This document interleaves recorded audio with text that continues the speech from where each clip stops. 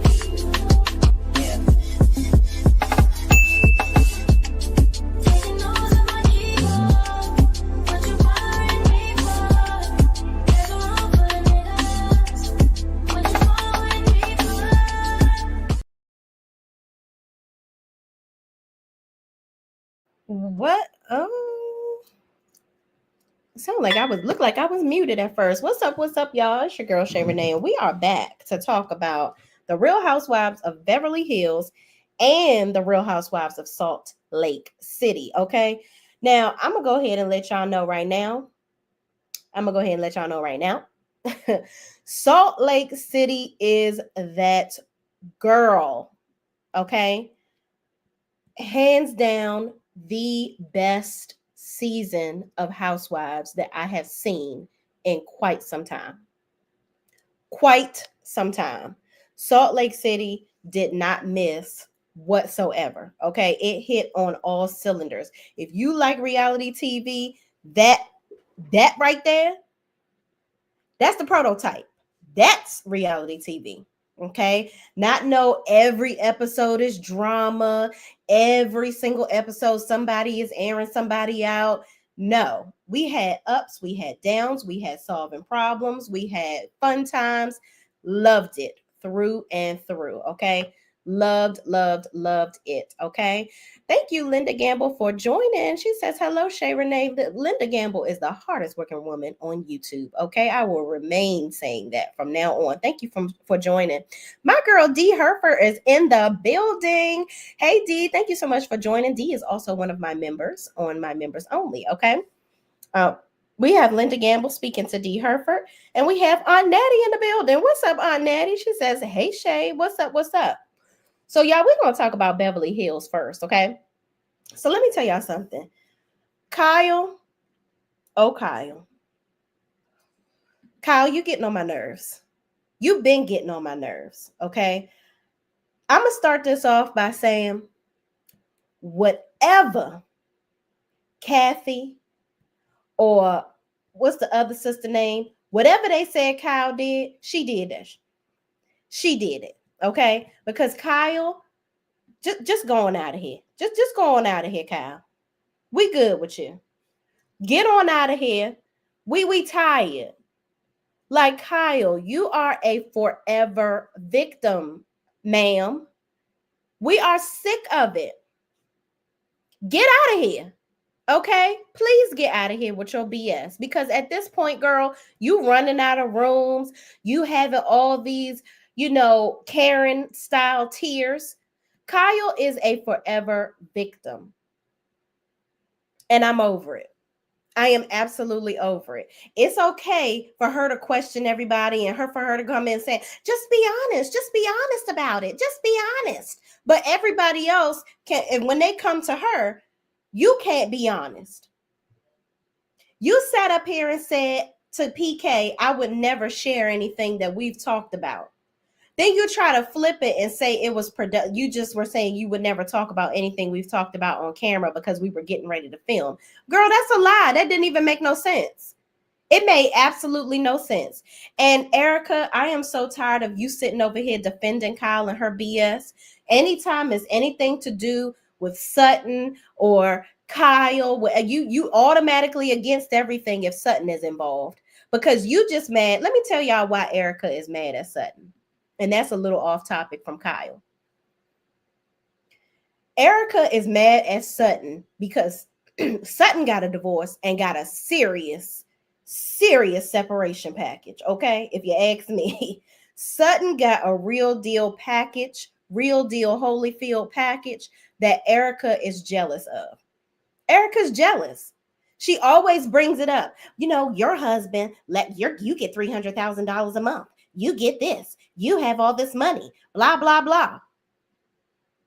You can't stand the fact that Sutton has way more money than you, and that her separation brought her a bag. And you over there living in the smallest house of the rich and famous, even though you still have a nice house. But you mad because you can't go in the store and buy $30,000 rings the way that you used to. That's what it is. It's ridiculous. I just can't stand. I can't stand. Kisco says, please don't say jealousy. Please no, please no. Oh, why not? Why you don't want me to say jealousy, Kisco? I'm interested to see. But you know, hey, listen. This is a free open space to communicate here. I appreciate you watching. Linda Gamble says Erica is broke. Listen, I don't know if she broke, but she probably still got a little more money than all of us. Okay, or maybe just me. I don't know about y'all pockets, but I know she got more money than me. Okay, but listen, I think she's upset.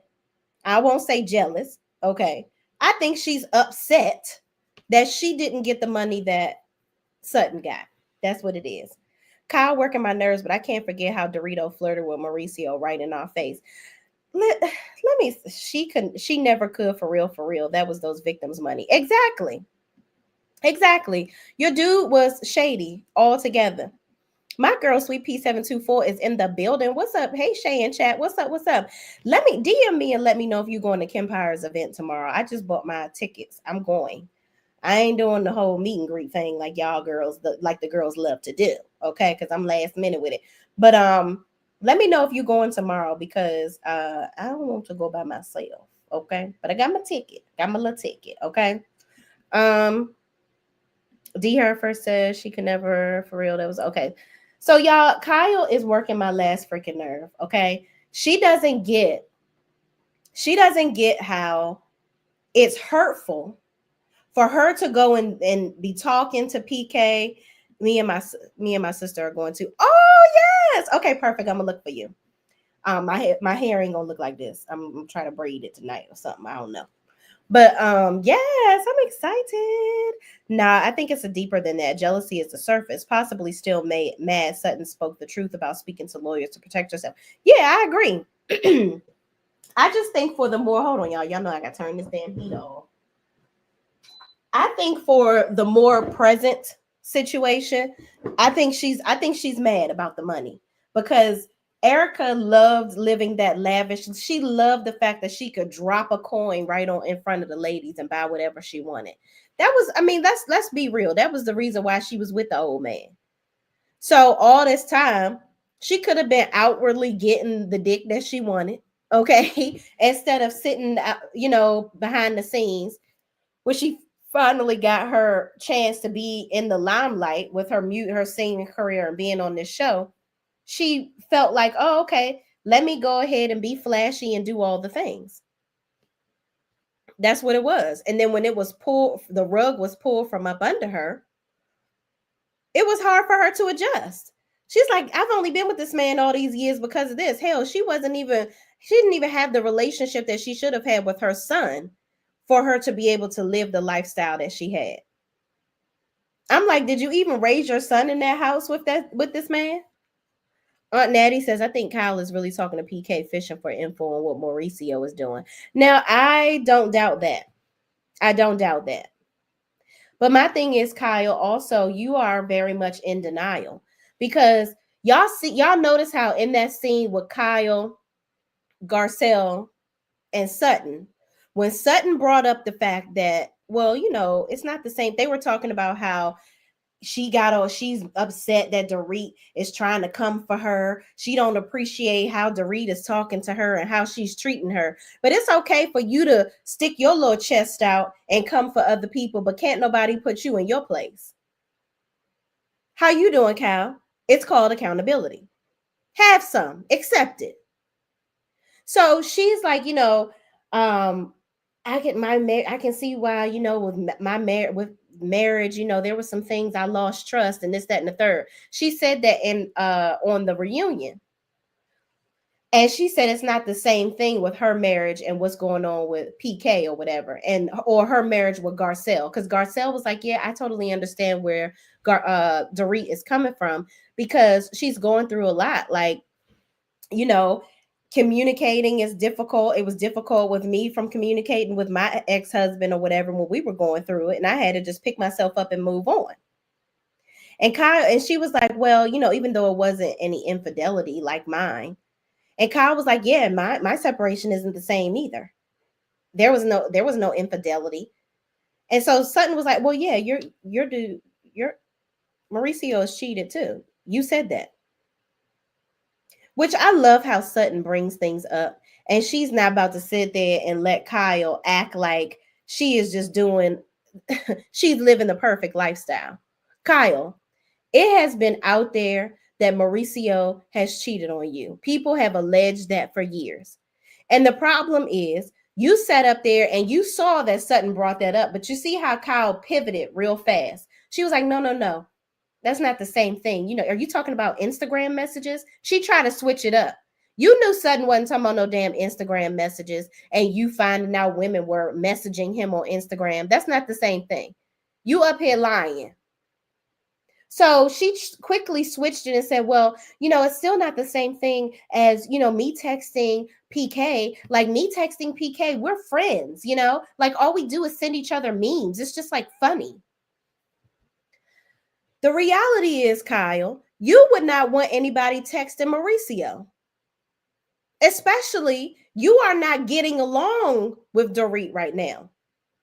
I'd be goddamn if somebody is texting my husband and we not getting along, me and my husband, nor me and you. You tried it. You tried it. Supposedly, Erica gave her son to the father to start her career on Rhonda.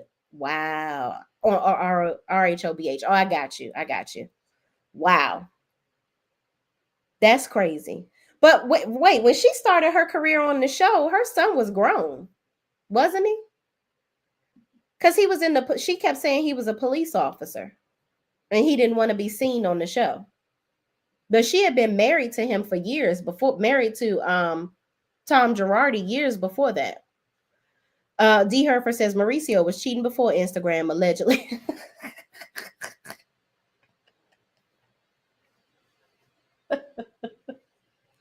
Why can I hear D's voice saying that? I agree. Listen, at the end of the day, Kyle, you want to get in everybody else's business, but nobody can get in yours. Why are you on a reality TV show if you're going to continue to lie? Or if you're going to act like your life is perfect? You over there hurting like hell that you and Mauricio are separated. Mind you, you brought Kesha on the show for what? For what? To prove that you wasn't with homegirl? Y'all wasn't kitty clicking? Kyle, shut up. Shut up. Because you was over there scissoring old homegirl, okay, allegedly, and in my opinion. You tried it out because you was mad that Mauricio was out here having his fun, so you wanted to try to stick it to him. And it didn't work because he was like, so what? Then he was talking about all your tattoos that you were getting. You do stuff for attention and shock value, Kyle. And then when somebody say something about it or call you out on it, then you want to get an attitude. You are like, Kyle is the worst type of female to me because you want to hold everybody else accountable, but you can't be held accountable. I can't be friends with a bitch like that. That ain't for me. That ain't for me. Kathy tried to tell Kyle about Mo and Dorit allegedly. I don't really think that Dorit and Maurice was doing anything. I honestly don't. I really don't. She gave him to his father to start her non-singing career. Oh, child. Well, how long was she singing? Goodness. I think Erica's parents raised her son. Yeah. So yeah, everybody but her, because she out here trying to get a coin. If he couldn't live with you and your rich husband, then what was the point of all of this? Selfish. Very selfish, as she always exhibits selfish behavior. And it really bothers me because Erica and Dorita both cancers. And Erica is sometimes she proves to make sense, but she most of the time is very emotional. She just kind of goes with whoever agrees with her the most at the time. And it's perplexing, her take on things sometimes. Like this whole situation with Dorit and PK, it is very cut and dry that PK, let me tell y'all, I believe this is just my opinion about the whole situation to wrap it up with PK and Dorit. I think that Dorit wants this lavish lifestyle. I think that when Erica came on the show, okay, Dorit looked at Erica's life and how flashy and nicely dressed Erica was. Because if y'all remember, if y'all been watching, Dorit wasn't always dressing like this. She wasn't fly and had glam and all this stuff until she got around Erica. I think that Dorit was envious of Erica, or she wanted to have a leg up on her. She's like, oh well, if you think you can do what I can, anything you can do, I can do better. So she started having a glam squad. She started really caring about her clothes and all this, that, and the third. Remember, Dorit was the girl that was traveling overseas. She was the exchange student. She was really smart in school. She from Connecticut. Like Dorit wasn't tripping off of all this stuff. Then all of a sudden, she was all into labels and all this, that, and the third. And I think that PK did well for himself, but I don't think that he did well enough for her to be going and buying all this expensive stuff as frequently as she started to do. I think that she started spending more money than she was used to spending in the past. She started caring about her being more, looking more lavish and rich and famous. And I think that PK started doing things to catch up with the lifestyle that she wanted. And I also think that I think that PK, with her being younger, okay, her being younger than him, I think that he wanted her to always look up to him and look to him for advice. And he didn't really want her to spread her wings. He didn't want her to be the main attraction, right? He didn't want to be the husband of Dorit. He wanted Dorit to be his arm candy and for her to just follow him blindly. He didn't like that Dorit got an image of her own and started doing her own things. He didn't like that. Unfortunately, a lot of successful men, they marry younger women because they just want arm candy. They don't want you giving them no lip. Just do what I say. Take this little bit of money that I'm giving you and go sit down. Look cute. That's it. Bear my children. Look cute. Keep my house clean. Don't give me no lip. Okay. And do all of that. And I believe that they were having financial troubles. And I'm so sorry, and y'all might beat me up for this, but that whole robbery situation is interesting to me. I'm not going to say that it wasn't real or whatever. It was interesting. And that's what I have for you for that. It was interesting. And for it to be the second time that it happened and homeboy leaving your phone at the gate, it's just a lot of then you got bags stolen, but then you were seen with the same bags again. I don't know if he done rebought it or the jewelry and all this stuff you said you lost. It's interesting. That's what I'm going to say. Very interesting. She gave him to his, okay, we talked about that. I think Erica's, we talked about that. Have you noticed she doesn't have that British accent? Right. I think she was doing that to try to appease him or just try to look more posh than she really is. And it's annoying. It's very annoying. Where does that accent come from? I don't know. It is very multicultural. I tell you that. Now they in tons of debt and house getting foreclosed allegedly. Wow, crazy. Hey, good people. Much love, Shay Renee. What's up, Braylon? How you be? Braylon, I saw you over there modding for Melody. Look at you elevating out here in the world and things. Okay. Shout out to Braylon Lee, y'all. Thank you for joining us. Sweet Pea 724 says very interesting. Absolutely, friend. I hope Kim Pyre talk about that tomorrow. Okay. D Herford says, I'll say it. It wasn't real, in my opinion. Thank you for saying it for me, D. Thank you. Thank you. Appreciate it. I will say it. It was a stage. I love y'all. I'm telling y'all, I really do. Sweet Pea 724 says, remember Dorit got her purse stolen while Christmas shopping? Exactly. They are a classic living above your means type of situation. That's what I think it is.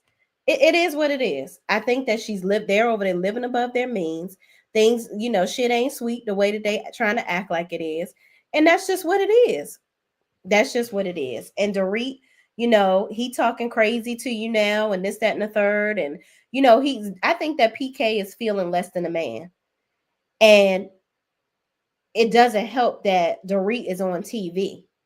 So now all of this stuff is on Front Street. And not at Target. Oh my goodness.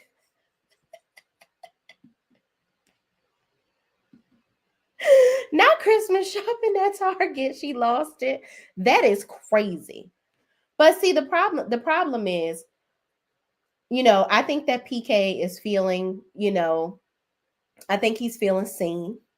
I think that he is embarrassed. And I think that he's taking it out on Dorit. And I think that Dorit gets on his nerves. I do. I think that he looks at her like it's her fault that they have to try to keep up with the Joneses because she's on TV. And both of them have a big ego. That's what it is. Y'all don't want to really live within your means. You've pulled off this, oh, I'm that girl, I'm lavish, everybody sees Dorit wearing the latest and the finest, she taking pictures on the balcony, she got to do a whole daggone photo shoot before she go everywhere she go, and she late because she got to get glammed up and this, that, and the third. Erica is on time and she was doing all that stuff. So if you copying Erica, copy the whole thing. Yeah. Now I will say Dorit and Erica are hands down the best dressed on the show. Hands down. Okay. At first it was just Erica. But since Dorit trying to follow in her footsteps, after her first season, here she go. But Dorit, I'm loving cigarette smoking Dorit. Okay.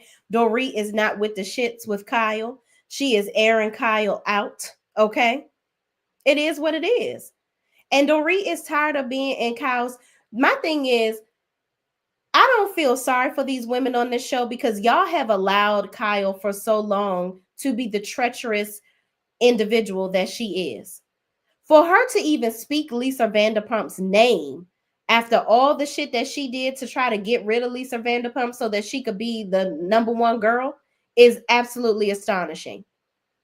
And I love how Bose is clocking the fuck out of her, and she only been on the show for 0.5 seconds. I love how in the last episode, Bose was like, I've been a CEO of several companies. So it's just, I think she was being honest in that moment of expressing that she's used to trying to solve problems, but she's realizing that to keep the show going, you can't literally solve everybody's problem right then and there, which she was like, I very well could show y'all that y'all are full of shit right now. We can have this conversation right now, but I get it. Y'all are trying to keep some drama going. That's why y'all don't solve y'all problems. But at the end of the day, it's just a little whack to me. And I love her honesty in these moments. I really, really do. She said the louder Kyle gets and the faster she run away, I know she lying. She did that. You did it. I love me some Bose. I'm sorry. Only thing I don't like about Bose right now, I'm gonna be honest. Bose, baby, let me talk to you for a minute. Two things. Just two. Bose, you are a beautiful woman. Amazing chocolate skin. I love some good skin. Okay. Shout out to 7th Avenue Beauty by Melody Cherie. Okay. I love good skin. Get you some. Bose, these wigs, baby, we gotta stop. These Tyler Perry wigs, girl, we gotta stop. Okay, let me tell y'all something. I'm gonna share something with y'all. I wore a wig for the first time yesterday to work because I had twisted my hair, and my hair, is that my girl Miss B? Miss B is in the building. What's up? What's up? Um, I had individual twists in my hair so that I could achieve this hairstyle today, and my hair wasn't dry. So you know how you don't want to take the twist out in the morning because it's like, ugh, this about to be looking a mess. So I had a little wig in the closet. I had bought 2 wigs off Amazon just for these types of situations. I never use them because my husband don't like wigs, by the way. So I did the little cut in a zigzag motion and all that, and then you put the little uh powder, the skin powder and things. I found powder foundation and stuff up on it. Uh-uh. I could still see the look because I'm not pulling out baby hair and doing all that in my shit. I'm just not. It's a middle part. I couldn't cover it up. So listen, I didn't like the wig. I don't like it on me, and I don't like it on you, Bose. Okay, Bose, these wigs are not wigging. No, actually, they wigging too damn much. It's doing absolutely too much. You gotta stop. You gotta stop. I would love, if you're gonna wear these wigs, I would love her to have like a more sleek look. It's like the hair is just like, girl, where are you from? New Jersey? I don't. It's too much. This bouffant shit she got going on. Bose, take them damn wigs off. I almost want her to be like that girl that did that interview on Dear Future Wifey podcast, and she was sitting there talking, and her wig fell off as she was talking, and she was like, "Oh my god, mega!" Y'all seen that? I cannot. I can't do it. I can't do the wigs, Bose. You want to see what my hair look like, Miss B? I'm gonna show y'all. It was if you go on Shay Renee Health and Wellness, that reel that I did talking about how cold it was, um, that was the wig, child. Let me see. Let me pull it up real quick for y'all. I gotta make sure ain't no music on this damn thing. But Bose, the wigs gotta go, honey. They gots to go. So this is me with a wig on, y'all. I don't like the wig. I'm sorry. And y'all gonna say it's cute. I know y'all are, but this ain't my look. Okay, because right up here, okay. I know, and I had to go to a meeting and everything. I ain't likes that. The little piece that you can see yeah, I ain't like that. You couldn't see it in the picture. But yeah, that little thing right there, that didn't look real to me. Uh-uh. Mm-mm. I ain't like it. But moving on, y'all. I likes my own hair. Or if I'm gonna wear somebody else's hair, it got to be braids. Or I might be a U part wig type of chick. I got to blend it in. But moving on. I knew you was gonna say that, Miss B. It's cute though. I knew you was gonna say that. Not for me. I thank you. I appreciate that. Them wigs ain't wigging. That 7th Avenue is the truth. Okay, absolutely. Woo woo. Bose latched on to Dorito too quick. She will find out soon enough. I don't think that she latched on to her too quick, in my opinion.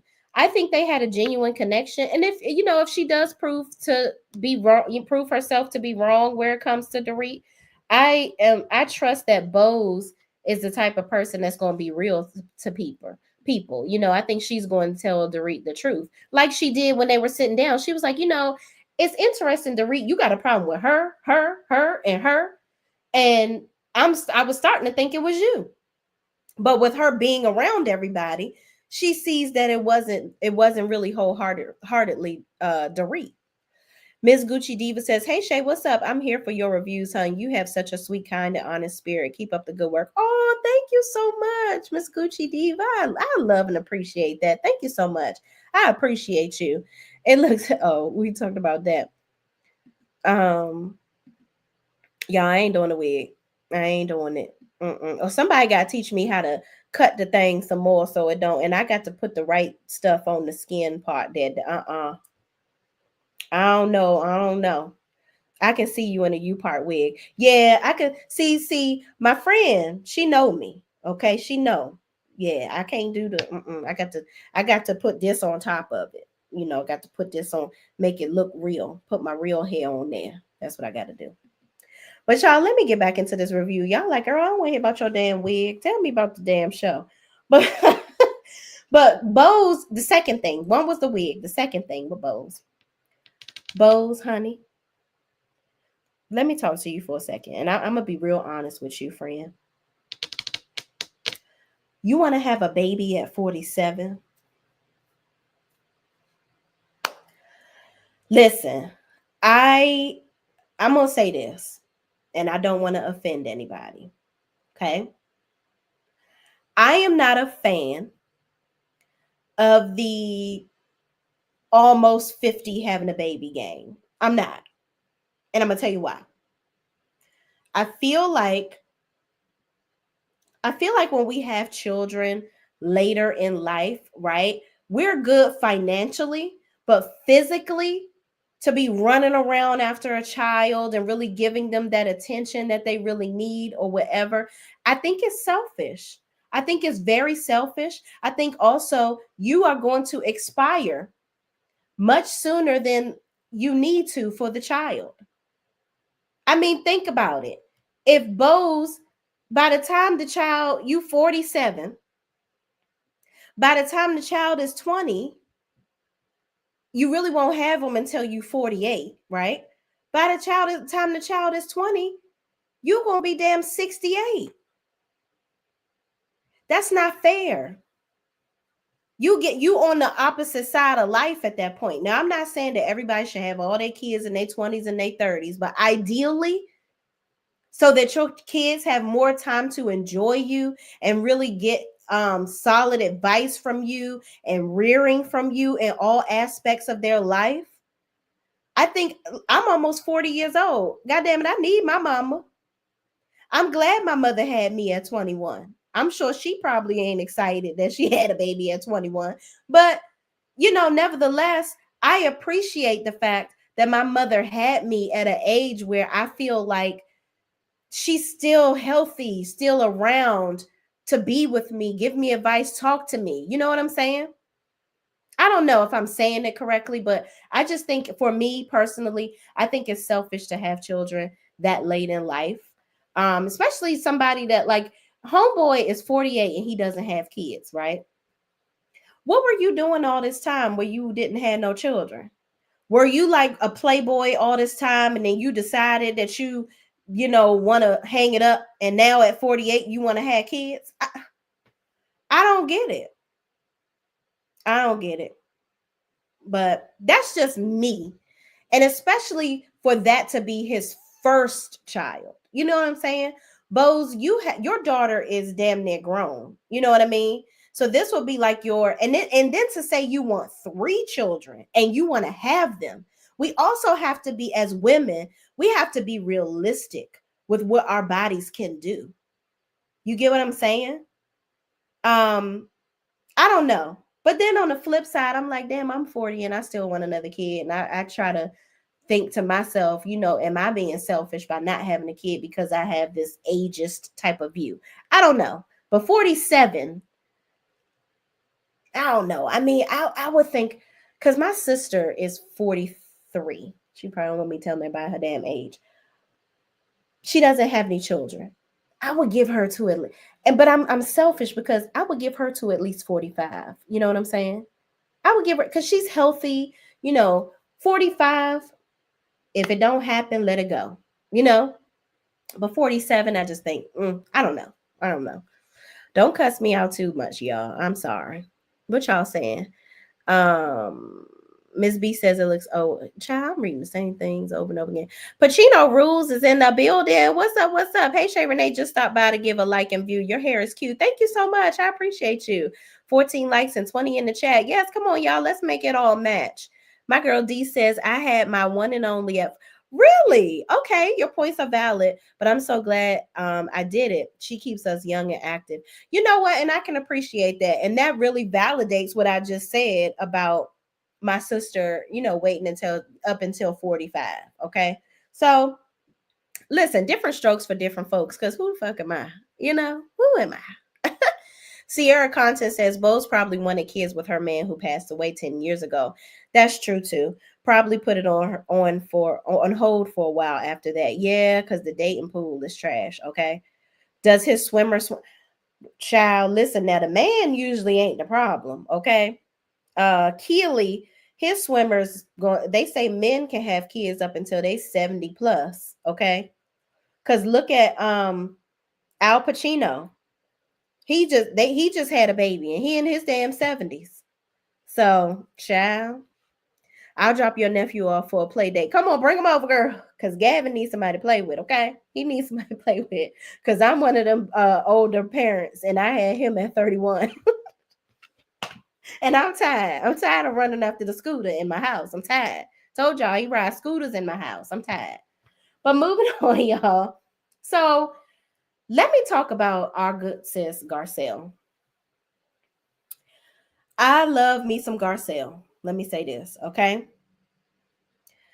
But Garcelle, it is not genuine how you are trying to connect with Dorit. When Dorit was having a breakdown with Kyle, they sitting there going back and forth, and then you gonna say to Dorit, "Well, Dorit, I just want to know how are you doing?" Garcelle, are you kidding me? Did you really think that I just want to know, did you really think that fit in the scene? Then you're going to say, oh, now you got, Dorit looked at her like she should have, crazy as a June bug. Like, girl, what? Why are you asking me this right now? You see, I'm having a serious breakdown with one of my, who I thought was one of my closest friends.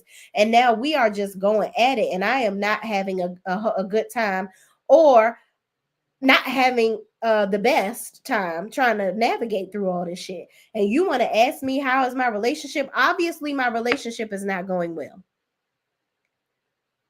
Not well, bitch. Okay, that's what she should have said.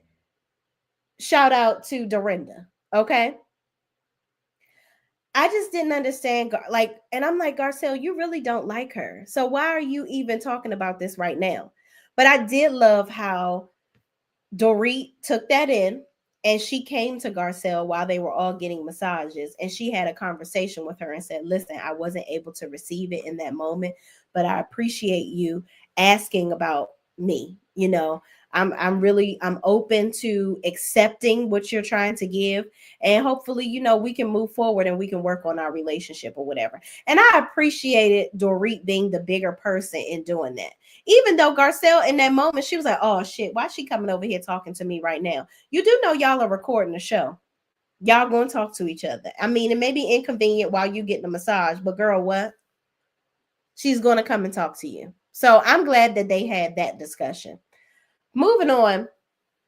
I also want to get y'all take on Garcelle talking about her son's addiction again. I'm happy for Garcelle and the whole, you know, beach house and all this stuff. Love it. Great. Love that for her. But why are we bringing up your son's addiction again? He's doing well. You talked about his addiction before. Are we running out of things to talk about, Garcelle? Are we scratching and surviving for storylines? I just thought that was a bit tasteless to continue to talk about her son's addiction and how, you know, it didn't have anything to do with her getting that beach house. I don't know. It felt weird to me. It felt really weird to me. But moving on, also Bose gets, did y'all notice how Bose had fibroid surgery and was filming the same day? Bose, listen, the black girl magic is really running through you, girl. It's amazing. But don't fool these people. Okay, girl, get your rest. Cause you was really huffing it coming up in that house. You look weak as all get up. But then you found time to get glammed up and have people come and visit you, and you looked completely out of it. I would have said, y'all got to give me some time. You had 2 damn visitors. Ain't no way.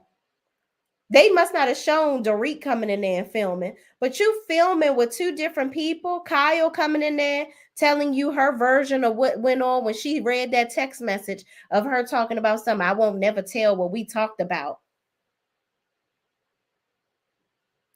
I don't get it. I don't get it. Jennifer Tilly, don't have much to say about her, but yet I love her. I love the addition of her because Jennifer Tilly is like, listen, bitch, I'm very rich. I'm here to laugh at you hoes, and I'm not taking none of this shit serious. I'm not getting in the middle of y'all drama. I'm gonna have these man hands over here rubbing me down while y'all arguing. And I'm gonna tell them that y'all about to argue, but I'm gonna do my little Simpsons laugh. I'm gonna have a good old time and I'm gonna keep spending my Simpsons money and my money from me and my boyfriend from us going out here gambling. I'm doing what I want to do. Okay. And I'm also going to have this check from this show, this little check in the voice of Monique Samuels. And I'm just having a good time. I'm just here to have a good time. Okay. Love her. Love, love, love, love, love. Okay. Aunt Natty says, don't believe that storyline. I had fibroid surgery and was down for 2 weeks. That's what I'm saying. Like, now I believe she had the surgery. I do believe that because I just don't get from Bose's personality that she would be the type of person that would make that up. You know, she genuinely looked like she was hurting. But I know after you have fibroid surgery, from my understanding, you're still bleeding a lot. It is very painful. One of my friends is having the surgery actually next month, and I'm going to be with her. And she did say that it's like an in and out thing. You don't have to stay overnight. So I get the in and out deal that she has, but my friend has done this before, and she said that it is very painful. It is very painful, and you can't drive. So that explains why Keely drove her. So I don't know. All I'm saying is, Bose girl, I would have said y'all got to give sister girl some grace. I'm in the bed. I cannot walk. I can't get up. Come over here and film next week. I ain't got time. I ain't got time. But moving on. Who did we not cover? Kyle shows this picture of Dorit kissing Mauricio's back and hugging him. Okay. She says, if I was so angry or this, that, and the third, or if I was, worried, I would be talking about this picture. I don't understand why Dorit is so mad at me. And these text messages, I've been texting memes with PK. Kyle, ma'am, you are very much in denial. I believe that you don't care. She's like, and then Doritas, I hate how she's changing the story around because instead of us talking about what she did to me, now we're talking about this stuff, what she thinks I've done to her. There we go. Now you finally telling the truth. Now you finally telling the truth. You're mad that you couldn't control the story. You're mad that you couldn't flip the script on Dorit and you couldn't manipulate everybody into making Dorit look like the bad guy. When it really is you. Everybody is going along with what it really is. The fact that you are a liar. You are a professional victim. You are a gaslighter of all gaslighters. I don't believe anything that Kyle says. I don't. She's a professional victim. And I'm going to tell y'all, to be honest, I don't like the way she used to treat Mauricio. I don't. I don't like the way she used to treat him. I don't like the way she used to talk to him. I don't like the way that she was ungrateful. It's like Kyle, Kyle is the type of person with Mauricio. She's like, oh, you're busy again next week. You're doing this. You're doing that. It's okay if she busy, but if he busy, it's a problem. You know that this man is this big real estate tycoon, and you have to consistently be working to stay up in that because real estate can change at the drop of a hat. You know this is what he does. So now all of a sudden you just expected him to just drop everything at the drop of a hat to come and do what with you? Bake pies and cookies in the house? Like, girl, what? I don't get it. It's crazy. It's crazy to me. That ish was painful. Oh, you had the surgery done, sweet pea? Oh my goodness. I'm gonna have to, child, I might need to get checked to make sure I don't need it because these cramps monthly are getting more ridiculous. I didn't believe, but I don't believe like really heavy either, but I don't know. It's always good to still get checked. Aunt Natty said, I didn't bleed, but I was in severe pain for at least 2 weeks. She might have had the surgery, but it wasn't the same day of filming. Yeah, because I'm like, I don't know. That just seems like a lot. Because one of my closest friends, she had a whole hysterectomy at 38. And that was no joke either. So anytime you're going under the, having any type of surgery, yeah, I don't know. But kudos to her and her strength, because ain't no way. Ain't no way. But moving on, Kyle says she wanted everybody to talk about what Dorit did to her. Here's what Kyle thinks Dorit did to her. Reading the text message at the reunion. That was just so diabolical. But Kyle, you sent the message. You're the diabolical one. You are dishonest. You did want Dorit to come on there and silence herself. You didn't want her to come in there and defend herself or do anything that remotely goes against you, because you think that everybody's supposed to kiss your ass. But yet it's okay for you to get on Amazon Live and tell everybody that Dorit over-exaggerated y'all friendship. She over-exaggerated your friendship, but you sending memes to her husband. Make it make fucking sense. Dorit said y'all were going on vacations together. Y'all were doing all this stuff. Like, y'all were acting like besties on the show. It was okay to be friends with Dorit when it was convenient for you. Then you sat up here and lied and said that you ain't never got that angry with your veins popping out of your head since the last time you argued with Camille. Girl, what? What about when you was in that limo airing your sister out? What about that? Telling everybody that you pay all her bills and that she's an alcoholic. Remember that? Remember that? You got real vein busty doing that. You would never say anything when Lisa Rinna was calling your sister Kim an alcoholic and coming for her. You barely defended her. But then you got mad when Kim and Brandy Glanville became friends because Brandy was the only one that was defending Kim. You ain't like that. You didn't like that Kim was airing you out because you stole your mother's beach house from her that she allegedly wanted her to have.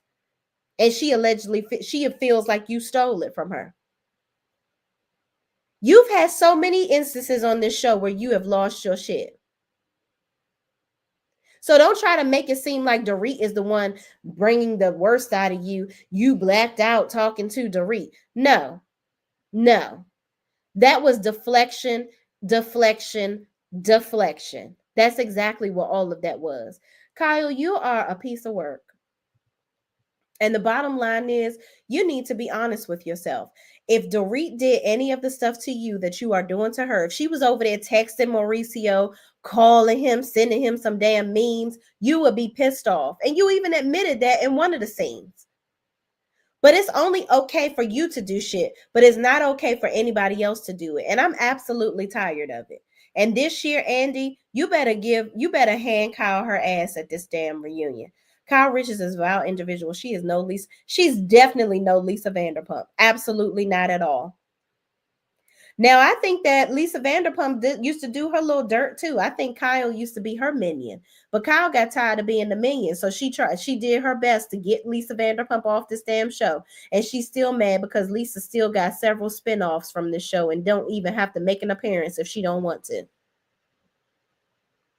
It is what it is. The bottom line is, Kyle, you storming out of Bose's spa day, talking about something. You all should be ashamed of yourself. This is embarrassing. You coming for me. No, it's embarrassing that you over here throwing a fucking adult tantrum out here. I damn near was waiting for you to be in that white robe on the ground, kicking and screaming like a toddler. You are embarrassing. Because you did a whole lot of theatrics. This was some very much so Friday the 13th type of behavior. I don't know if you thought you was on set acting again, but you was really kicking it up the notch. You need to add this performance to your IMDb, honey. Because it was not giving what you thought it had gave. Not giving what you thought it had gave. Okay? So y'all, that's all I gotta say for Real Housewives of the Beverly Hills. Okay. So let's get on into the Real Housewives of Salt Lake City. Okay. We got to get into Salt Lake City, but first, please like the video. Yeah. Work, work, work, work, work, work. See me, I get work, work, work, work, work, work. See me do me dirt, dirt, dirt, dirt, dirt, dirt. So me for that work, work, work, work, work, work. When you walk a line, line, line, line. In the cafe, murder, da, da, da, da. Try me, I deserve it. Just a dab, you lurking. Yeah. You make a like, now you don't like it. You know I dealt with you the nicest. Nobody touched me in the right. Nobody text me in a crisis. I believe that all of your dreams are duration. You took my heart, all my keys, and my patience. All right, y'all. Real Housewives of Salt Lake City. We're going to talk about the last episode and the reunion, okay? Y'all, that last episode, chef's motherfucking kiss, okay? The entire season, chef's kiss. I mean, Salt Lake City gets it. They freaking get it. Angie K. Angie K is the real MVP. Angie K reads the girls. She reads the girls down. Okay. She gives Real Housewives of Atlanta type of reads. Okay. Undeniable. Undeniable. Okay. Yes, Salt Lake City is the shit. Yes, it is. Okay. Absolutely. Let me tell y'all something. At first, Bronwyn, I was a little iffy with her because I was just tired of her and her.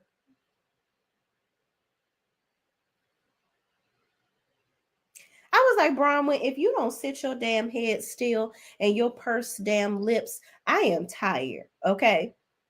You and your politically correct behavior. One minute I was just sick and tired of Bronwyn all season licking Lisa's ass. I was tired of it. It was very, very clear that Lisa she just wasn't that into you as much as you were into her.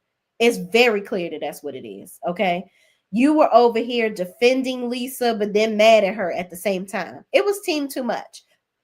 Lisa, you are Captain Gaslighter. Captain freaking Gaslighterville. Okay. You do team entirely too much every single time. Lisa yells and screams. She thinks that everybody's supposed to agree with her. She thinks that she is perfect. Her husband can do no wrong. Child, Whitney whacked the F out of her. She whacked the F out of her at the end. When Heather came in talking about we just need to talk about all the hurtful things that we've said to each other, because at the end of the day, it's all in our phones. Let's bring it out. But before we get to that part, I want to talk about Mary. That scene with Mary and Angie K, I loved how Angie K stomped it out right there. Mary obviously has insecurities. She was upset that earlier in the day, what's the little chick, child? Brittany. Brittany did her theatrics where she was upset because Mary brought up, she was like, girl, don't think we forgot that she was over there recording us. Like, what? Because Brittany tried to come for everybody. Like, I just haven't really felt accepted in this group. And you guys are being this, that, and the third. And so she gets up and runs off because she felt like, hey, I don't think that I don't accept I don't like the way that you're acting towards me. She said that to Meredith. And Meredith was like, I don't like you recording me. So, girl, what the fuck? I don't give a shit about what you think about how I feel about you. Are you shitting me? You thought I was supposed to grovel and to be your friend? And Brittany saw that her antics fell flat. So she runs out of the lunch. And Angie K gets up and goes to follow after her to check on her. Mary didn't like it. So Mary is like, why the fuck are you going over here and checking on her? And I don't fuck with her. Here's the thing, Mary. Y'all are on a TV show, okay? This TV show is built around all of y'all being friends, all this, that, and the third. You cannot expect other people to take on your beefs. It doesn't make any sense. Because if that's the case, do you want it's only cool because Angie K don't like Meredith and you currently having a spat with Meredith too? And you didn't require Meredith to dislike everybody that you don't like. So why is it that Angie K you expect that? Maybe because she let Angie K in super close, telling her all her business. But I thought that that was really childish of Mary, but she admitted that she has abandonment issues. And I'm so glad that Angie K acknowledged that, knowing that she has the same issues herself and probably wouldn't have handled it exactly the same way that Mary handled it. But nevertheless, she understood what Mary was trying to say. And she apologized to her immediately. She isolated the situation and she shared how she really deeply feels for Mary. That right there was an amazing moment for me. It was really a moment that showed that women can come together, okay? They can solve problems when they're having difficulty with one another, and they can create solutions right then and there if that's what they so want to do, okay? I feel like people that carry on drama on these reality TV shows, they do it and keep it going as long as they keep it going because that's what they want to do. So, y'all, let's get into these text messages, okay? Because that's really where the episode gets juicy at the end of episode 5. Episode 16. Let me let this load up because I want to read exactly what the messages say. So, Heather brings all the ladies in and said, and everybody was arguing with each other and pissed off over random things. And so Heather said they were mad because they found out Whitney was actually talking to Monica. And Heather was like, how the fuck are you still talking to Monica? She was the one that she aired all of our business out. She talked shit about all of us on the internet. She had a fake page coming for all of us. And this is what you do?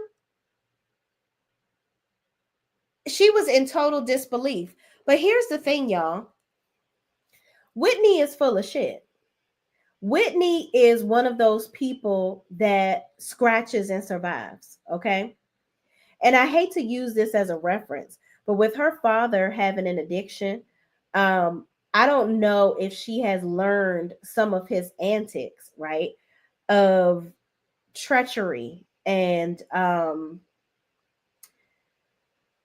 dishonesty, okay? It's just I don't know. Andre Shannon says Mary Cosby has trust issues. Yeah, she does. She absolutely does. But in healing, in her process of healing, I really hope that she understands that everybody can't take on your issues. Okay? Just because you're mad at somebody doesn't mean that everybody else is going to be mad at them too. That's all I'm saying where it comes to that. But y'all, hold on. I think I pulled up the scene that I'm looking for. Give me 1 second. So Heather is reading the first text message after the whole situation with Whitney, because like I said, I believe that Whitney does things just so that she can stay on the show. If you're gonna go against your whole cousin / bestie on the show, you are doing things just to try to keep yourself relevant. And for you to go so low to do the things that you do, you are just a treacherous individual overall. And I don't trust Whitney. I'm sorry. I don't trust Whitney. I think that Whitney will do anything to try to stay relevant. I do. I think she needs this check, and she treats her position on the show like she needs this check. Just like she did in season 3, where help me remember, y'all, there was a situation where Heather had said something about who was the crazy one on the show? Jen Shaw. Heather, it wasn't even that deep. It wasn't that serious. And Whitney was like, I feel like I have to say this because it's like you guys are forcing me to say it. And it was like, girl, ain't nobody forced you to say shit. You said it because you wanted to say it. You said it because you want to be messy and you trying to remain relevant. So you threw your cousin under the bus and you didn't have to. It wasn't even that serious. When they were all in the lingerie, and I think Heather pushed her. She pushed Whitney and she was like, "You have lost me. You have lost me." I forgot what it was that Whitney aired out. But Whitney is just, I don't know. I'm so glad you called Whitney out. So many content creators give her a pass. No, Whitney is she is the worst. Whitney is a liar and Whitney is full of shit. Whitney does, she is just, I don't trust Whitney, and her and Heather having this truce at the end of the show. I think that that is just all fun and games to Whitney. Whitney will throw Heather under the bus again if she needs to. And it is what it is. So everybody goes, let's get to these text messages, y'all. Whitney, um, I'm sorry, Mary pulls out a text message for what she said about Heather. Because Heather says, you know what, we're all talking about Monica and reality Von Tees and all this stuff, and we're everybody else is supposedly attacking us, but we attack each other. And she was like, all of the bad stuff that we've said is all in our phones. So Mary passes Heather her phone to show her what she said about Heather. So Heather reads it and she goes on to, she cries a little bit because I guess she skimmed over it and read it first. And the message basically reads, Heather, from day one, I never felt accepted by her or included as part of this group. She changed once she became successful. I think it went to her head. Then it goes on to say she started getting aggressive and referring back to all the things she accomplished and threw it in our faces. Then she says, and instead of being grateful for her blessings, it changed her to become, hold on, y'all, I missed the sentence. It changed her to become basically super mean or whatever. It changed her to become competitive and super mean, all while she enjoyed the feeling of fame. Okay. Then she goes on to get extra emotional and says she's forgotten the people who got her here and where she is, and who are truly happy and proud of her, like I have been and always will be. Here's the thing. Do I think that Heather has changed? Yes, I do think that Heather has changed. I really truthfully, skinny Heather is getting on my damn nerves. I honestly think that skinny Heather is getting on my nerves. But I think that it's inevitable for people to change. You know, I think that Heather has not felt comfortable in her skin or in her body for the longest time. I think that Heather wasn't comfortable in her marriage and that ended. I think Heather wasn't comfortable in her religion and that, you know, she got out of that. I think that people need to give Heather some grace. That's what I think. I think that Heather has always been the supportive friend, the one in the background, you know, that didn't think highly of herself. So she was just always the one there for her friends and supporting everybody. But now that she needs a little support, it's going to look differently. She's going to look different. And I think that people just need to give Heather some grace. I really do. After all that she done took from Jen Shaw, getting punched in the damn eye, you know, being there for her and this, that, and the third, and constantly trying to appease Lisa and covering for Whitney. Child, she tries to be the nucleus of this group so much that this season she was actually so fucking annoying because she decided to be a different person and go against the grain. I think that she disliked Bronwyn for no reason.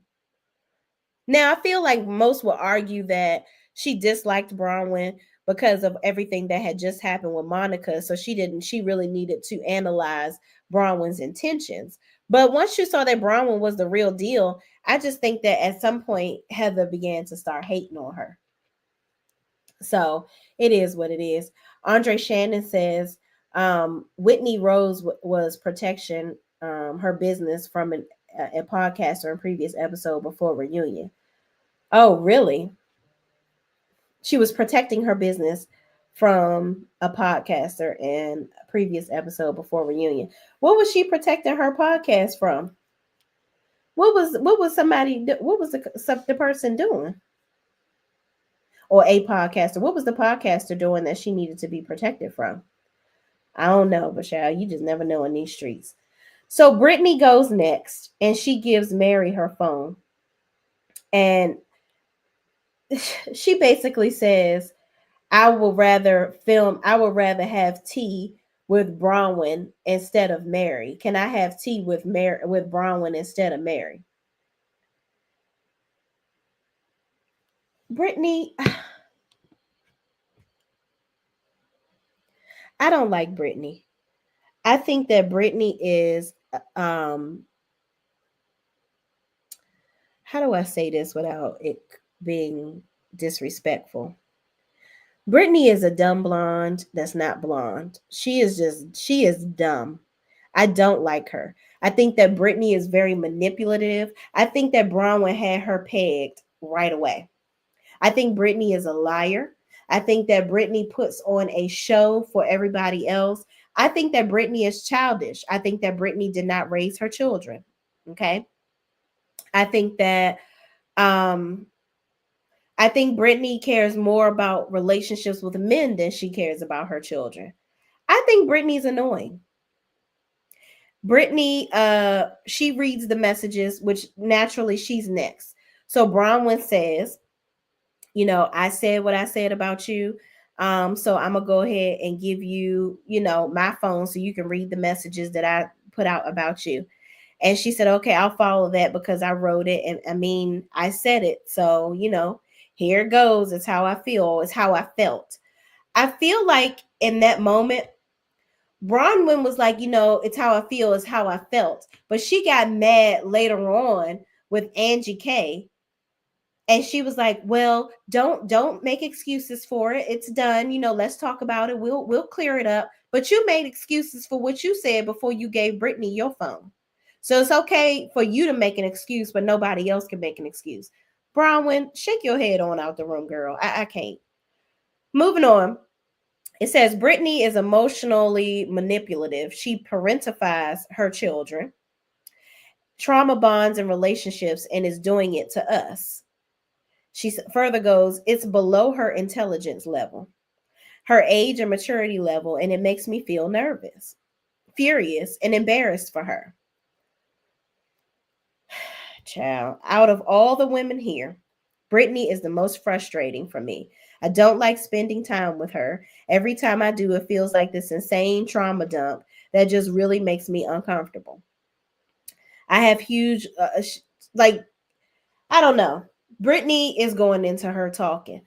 Brittany does have all of this trauma that she wants to dump on people. And it's too much. It's absolutely too much. It's like you don't know these women and you are just coming in telling your life story from a perspective that they would care. They don't know you like that. They don't know your background with your children. They don't know that you are a pretend Mormon sometimes, and clearly they see that you drink alcohol, but you having damn Bible studies at your house, and you getting all mad because somebody brought you some wine, honey. You're not following the rituals and the practices. You doing it when it's convenient for you. Then you lying saying you're not fucking. When we know that you're dick whipped, that's why you can't give up old dude. It's crazy to me. Brittany, I'm done. I don't know. I'm good on Brittany. Brittany don't need to come back. Brittany is a headache for me. I agree with Bronwyn. Brittany trauma dumps on everybody. She's annoying as fuck. Heather, why did you bring her? For why? I miss confusion. I miss confusion. So moving on, we got Angie K. She gives Bronwyn her phone. And Angie K read the fuck out of Bronwyn. She says, Bronwyn seems nice. I like her business plan.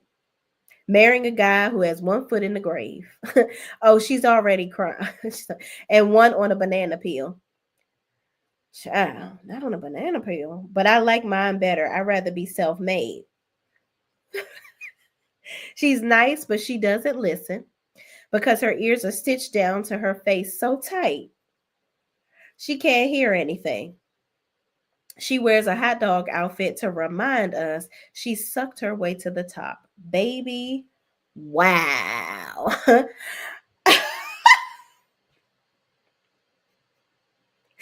Not a hot dog outfit because she sucked her way to the top, baby. Girl, what, Angie K? Let me tell you something.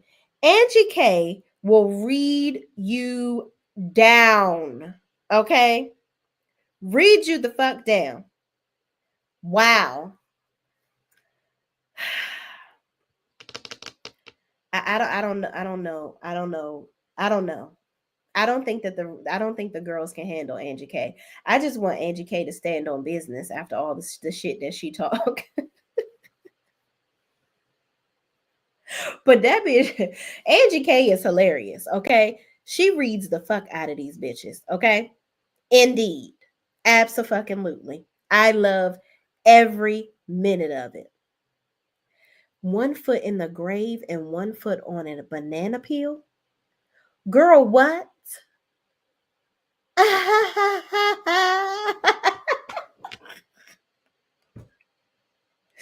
Bronwyn, let me say this, baby. Let me come to the camera close. I want you to hear my feelings in my heart when I say this. I don't think that you were just so enamored by Todd. I don't. Mm-mm. You are a young woman. Um, it's definitely a bag. It's a grab for me, I think. That's just what I think. Maybe you grew to love him over time. Maybe you loved him from the beginning. I don't know. I don't care. I think there's something with what what Angie K is saying. Maybe yes, she does have something there with the banana peel and on the grave. Moving on. So here we go.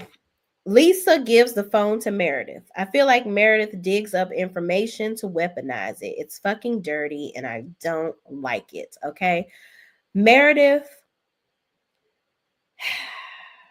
she says, I feel like over the last few years, she's been digging up information and trying to get it out there. Meredith is annoying too. I'm sorry. Meredith, you are fucking annoying. I think that Meredith is an alcoholic. I said it. Or she's on some type of medication that slows and her speech allegedly, in my opinion. I let me put the banner up. I think that there is a substance controlling Meredith, in my opinion.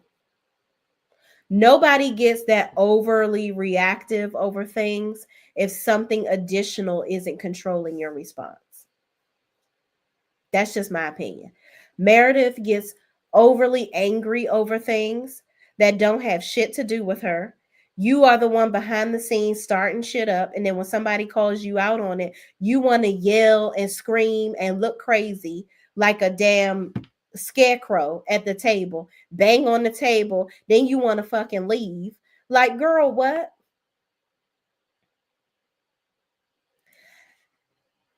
I mean, huh? Meredith, just stop. I'm over you and you are annoying. You're annoying. I don't like what Lisa did to you with her talking about you was fucking around and doing all this shit. Maybe, I don't know. Maybe it's true. Maybe Lisa was fucking around too, allegedly. People were saying that Lisa, do some shit.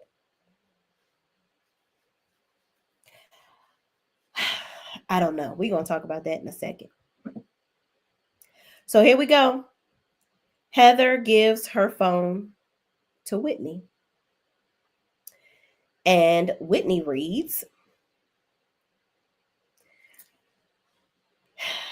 this was rough to read. Whitney says, Whitney is a low-life, thirsty piece of shit. This is what Heather says about Whitney. And she further writes, she sold her soul for fame and recognition.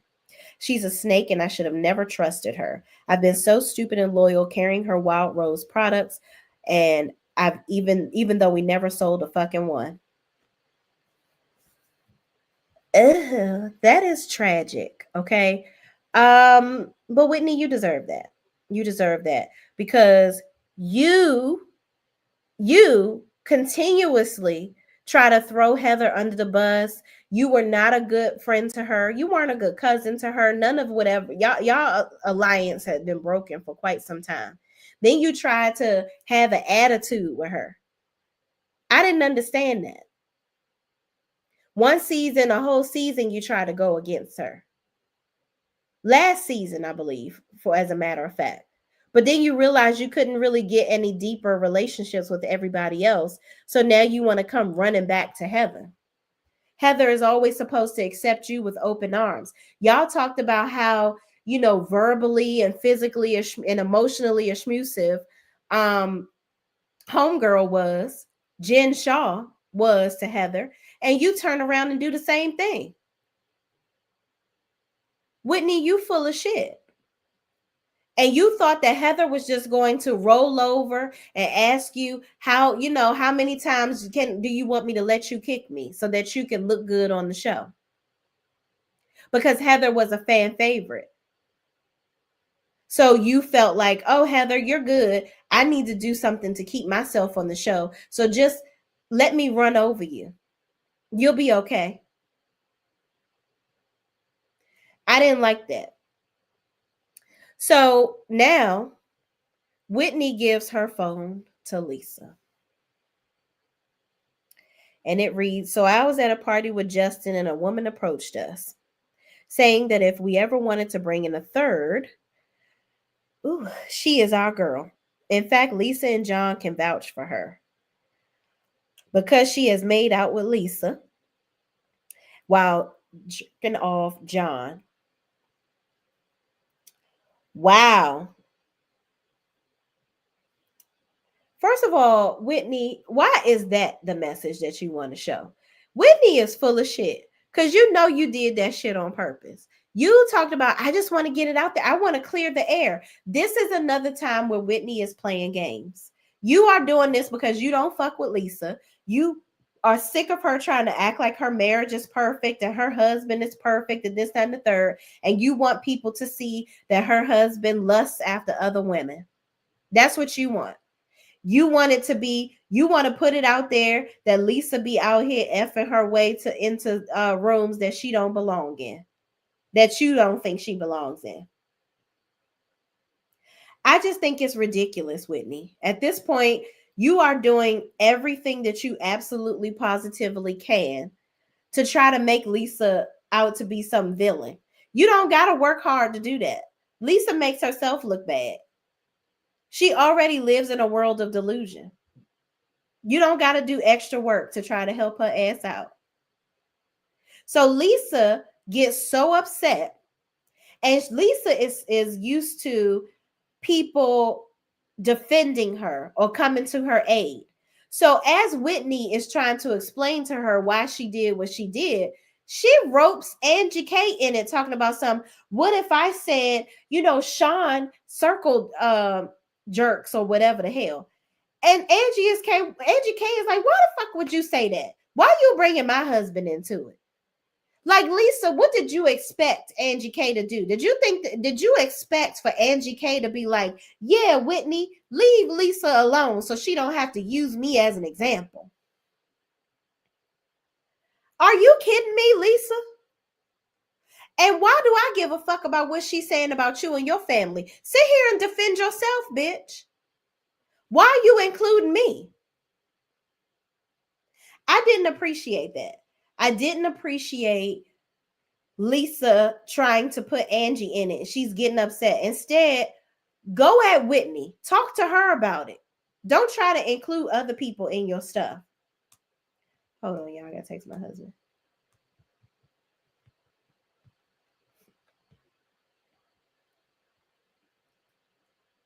I just think it's just wow. And Angie threw something at her, and Lisa tried to clean it up and say, no, it's not like that. Like, I'm just giving an example. Why do you have to use me as an example? And I love how Mary stepped up and defended Angie in that moment too by saying, why are you including her? Leave her out of it.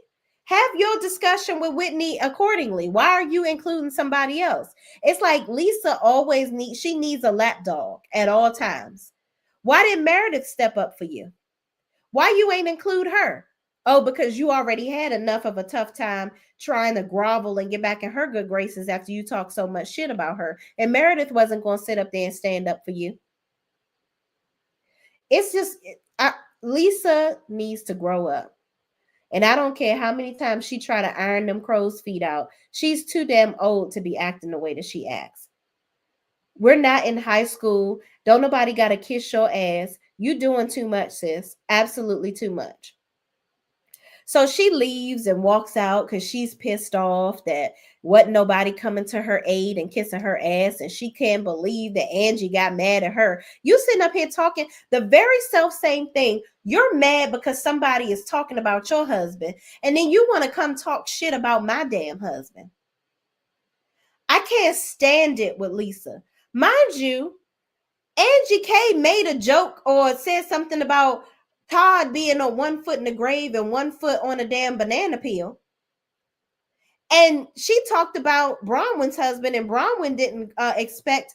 Did you jump in and defend Bronwyn? Is she supposed to be your friend? No, you didn't. But you expected everybody else to jump in and defend you when Whitney was talking about your husband. It's absolutely insane to me. The double standards with Lisa are ridiculous. She thinks everybody's supposed to kiss her ass and bend over backwards for her, but she don't do it for nobody else. Craziness. So we get to the reunion, y'all. And Lisa, the biggest showdown was Lisa and Bronwyn. Now, Bronwyn, I'm going to be honest. I think that Bronwyn is expecting Lisa to have the same trauma that she's experiencing with this whole situation with her daughter, Gwen. I don't claim to know the ins and outs of what's going on with the whole situation with Gwen and her deceased father and her paternal side of the family. But what I will say is to Bronwyn, you are extremely hurt. Lisa, you have to allow Lisa the room to be like she sees both sides because she obviously knew that family before she knew you. So for you to think, you've already established at the reunion, they established prior to this back and forth that Lisa looks at Bronwyn as more of a high-tiered associate versus her actually being her bestie, right? So Lisa looks at her like, oh, I mean, Bronwyn looks at Lisa like they were cool. You coming to me, Simon in the Skybox. They thought that that's what it was. Shout out to Martin, a Martin reference. If you know, you know. But she feels like Lisa was just a friend of convenience for Lisa. And Lisa admitted that. She's like, you fly and all that and you cool, but like we don't share like deep dark secrets. And I'm sure Lisa don't share deep dark secrets with anybody. And Bronwyn, clearly you wasn't sharing no deep dark secrets with her because I feel like Bronwyn told them, I told y'all that in my last review, that I feel like Bronwyn told them about her husband cheating on her just to get sympathy from the group and to turn everybody against Lisa. She was trying to get people to see that Lisa is not empathetic and how Lisa took her husband's Todd's side and he, she don't even feel sorry for Bronwyn or whatever. And I think she did that to further validate her feelings that she was having towards Lisa instead of sitting down with Lisa and saying, listen, where is our friendship at? Am I overthinking this? Here's what I'm feeling like you're doing. I don't think you're defending me enough. I feel like you think I'm supposed to defend you, but you don't defend me. You needed to sit down and have that conversation with her. But again, Bronwyn, I feel like you are tasking Lisa with being angry towards this family, Gwen's paternal, side of her family. And it don't really have nothing to do with her. Now, Lisa, you shouldn't have brought up the fact of her potentially her the whole I may have her possibly losing the baby story. You shouldn't have did that. Now that you needed to wholeheartedly come out and apologize for, which I believe in a way, a roundabout way, Lisa did apologize. So I'm like, Bronwyn, that's all you can do. You can only accept what Lisa is willing to give. And at this point, you see the relationship for what it is and you move on. Period. End of story. Because the bottom line is y'all will be sitting up here arguing forever and a day over that. So moving on, the men come out and Todd even has something to say about it. Todd is upset because he's like, him and Bronwyn have a discussion about how they talk to each other, how they could be nicer to one another, and seeing themselves on camera, it really brought out how, he may talk down to Bronwyn, and how Bronwyn said she admitted that she will make a snarky joke about something to prevent, like she's already answering a question before it's even asked. I think that there's some I don't know. With Bronwyn, I feel like there's a lot of insecurity there. I think she's also admitted to that. I think she's admitted that she hides behind the expensive clothes and stuff because she has a high level of insecurity. I believe that. So that was like the biggest showdown in Motown on the reunion. Um, Whitney and her jewelry line. They talked about it, not being Alibaba, and how Lisa is involved with all this, that, and the third. And listen, who cares?